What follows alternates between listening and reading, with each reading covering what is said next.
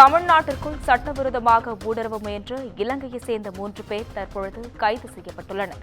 தனுஷ்கோடி அருகே மணல் திட்டில் வைத்து இந்திய கடலோர காவல்படையினர் தற்பொழுது கைது செய்துள்ளது குறிப்பிடத்தக்கது. கைது செய்யப்பட்ட மூவரும் மண்டபம் மெரைன் போலீசாரிடம் ஒப்படைக்கப்பட்டுள்ளதாக தகவல் வெளியாகியுள்ளது. இதுகுறித்த கூடுதல் விவரங்களை வழங்குவதற்காக செய்தியாளர் சுரேஷ் இணைப்பில் உள்ளார்.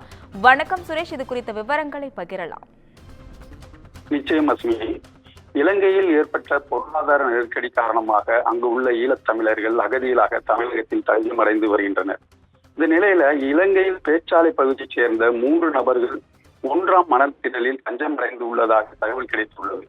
இதையடுத்து மரைன் மற்றும் கடலோர காவல்படை போலீசார் 3 நபர்களை மீட்டு விசாரணை நடத்தி வருகின்றனர். இதனையடுத்து இலங்கையில் இருந்து தமிழகத்துக்கு வந்த 3 நபர்கள் மீது ஏதேனும் குற்றங்கள் வழக்குகள் உள்ளதா என பல்வேறு கோணங்களில் மத்திய மாநில உளவுத்துறை போலீசார் தீவிரமாக விசாரணை நடத்தி வருகின்றனர். இதைத் தொடர்ந்து இலங்கையில் குற்ற பின்னணி போதைப் பொருள் கடத்தல் வழக்குகள் மற்றும் நிழல் உலக போதைப் பொருள் கடத்தல் கும்பலுடன் இவர்களுக்கு தொடர்பு இருப்பதாக இலங்கை பாதுகாப்பு வட்டாரங்கள் தகவல் தெரிவிக்கப்பட்டுள்ளது. அஸ்வினி, விவரங்களுக்கு நன்றி சுரேஷ்.